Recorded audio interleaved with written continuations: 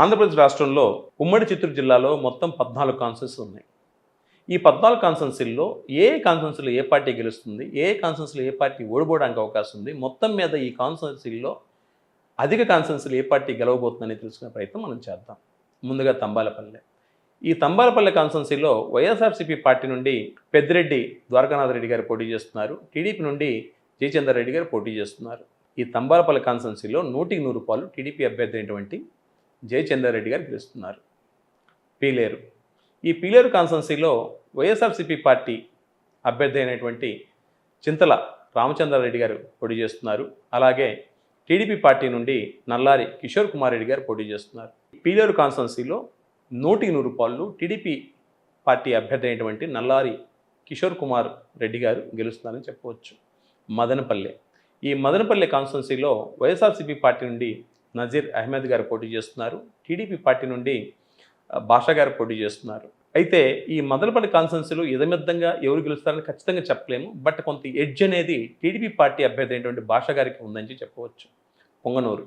ఈ పొంగనూరు కాన్స్టిట్యున్సీలో ఓ legendary person అయినటువంటి పెద్దిరెడ్డి రామచంద్రారెడ్డి గారు పోటీ చేస్తున్నారు వైఎస్ఆర్ పార్టీ నుండి. అలాగే టీడీపీ నుండి చల్లా రామచంద్రారెడ్డి గారు పోటీ చేస్తున్నారు. ఈయన కూడా తక్కువేం కాదు. అయితే ఇక్కడ 100కి 100 రూపాయలు వైఎస్ఆర్సీపీ పార్టీ అభ్యర్థి అయినటువంటి పెద్దిరెడ్డి రామచంద్రారెడ్డి గారు గెలుస్తున్నారని చెప్పవచ్చు. చంద్రగిరి. ఈ చంద్రగిరి కాన్స్టిట్యున్సీలో వైఎస్ఆర్సీపీ పార్టీ నుండి చెవిరెడ్డి మోహిత్ రెడ్డి గారు పోటీ చేస్తున్నారు. టీడీపీ నుండి వెంకట మణిప్రసాద్ గారు పోటీ చేస్తున్నారు. అయితే ఈ చంద్రగిరి నియోజకవర్గంలో 100కి 100 రూపాయలు వైఎస్ఆర్సీపీ పార్టీ అభ్యర్థి అయినటువంటి మోహిత్ రెడ్డి గారు గెలుస్తున్నారని చెప్పవచ్చు. తిరుపతి కాన్స్టిట్యున్సీ. ఈ కాన్స్టిట్యున్సీలో వైఎస్ఆర్సీపీ పార్టీ నుండి భూమన అభినయ్ రెడ్డి గారు, కూటమి పార్టీ అభ్యర్థిగా జనసేన పార్టీ నుండి ఆరణి శ్రీనివాసులు గారు పోటీ చేస్తున్నారు. ఇక్కడ పోటీ అనేది బాగా టైట్గా ఉండే అవకాశం ఉంది. గెలుపు ఎవరికైనా రావచ్చు as per astrological calculation. But edge అనేది మాత్రం వైఎస్ఆర్సీపీ పార్టీ క్యాండిడేట్ అయినటువంటి అభినయ్ రెడ్డి గారికి ఉండే అవకాశం ఉంది. శ్రీకాళహస్తి. శ్రీకాళహస్తిలో వైఎస్ఆర్సీపీ పార్టీ అభ్యర్థిగా బియ్యపు మధుసూదన్ రెడ్డి గారు పోటీ చేస్తున్నారు.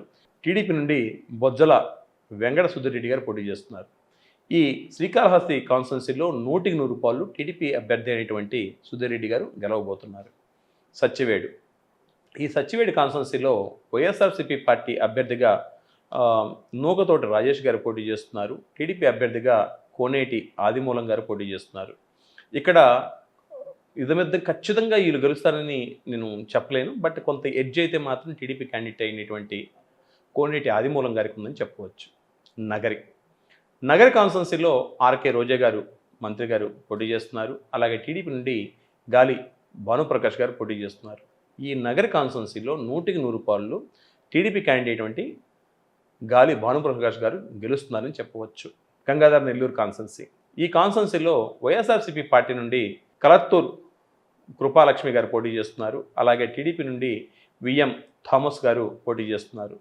ఈ గంగాధర్ నెల్లూరు కాన్స్టిట్యున్సీలో 100కి 100 రూపాయలు వైఎస్ఆర్సీపీ పార్టీ అయినటువంటి కృపాలక్ష్మి గారు గెలవబోతున్నారని చెప్పవచ్చు. చిత్తూరు కాన్స్టిట్యున్సీ. ఈ చిత్తూరు కాన్స్టిట్యున్సీలో వైఎస్ఆర్సీపీ పార్టీ నుండి విజేందర్ రెడ్డి గారు పోటీ చేస్తున్నారు. అలాగే టీడీపీ నుండి గురజాల జగన్మోహన్ గారు పోటీ చేస్తున్నారు. ఇక్కడ కూడా పోటీ బాగా టైట్గా ఉండే అవకాశం ఉంది. అయితే ఫైనల్గా గెలుపు అనేది టీడీపీ అభ్యర్థి అయినటువంటి జగన్మోహన్ గారిని వరించే అవకాశం ఉందిగా చెప్పుకోవచ్చు. పూతలపట్టు. ఈ పూతలపట్టు కాన్స్టిట్యున్సీలో వైఎస్ఆర్సీపీ పార్టీ నుండి సునీల్ కుమార్ గారు పోటీ చేస్తున్నారు. అలాగే టీడీపీ నుండి కలికిరి మురళీమోహన్ గారు పోటీ చేస్తున్నారు. ఈ ఇద్దరిలో ఎవరు గెలుస్తారని చెప్పంటే 100కి 100 రూపాయలు వైఎస్ఆర్సీపీ పార్టీ అభ్యర్థి అయినటువంటి ఎం సునీల్ కుమార్ గారు ఖచ్చితంగా గెలుస్తారు. ఎటువంటి సందేహం లేదని చెప్పవచ్చు. పలమనేరు.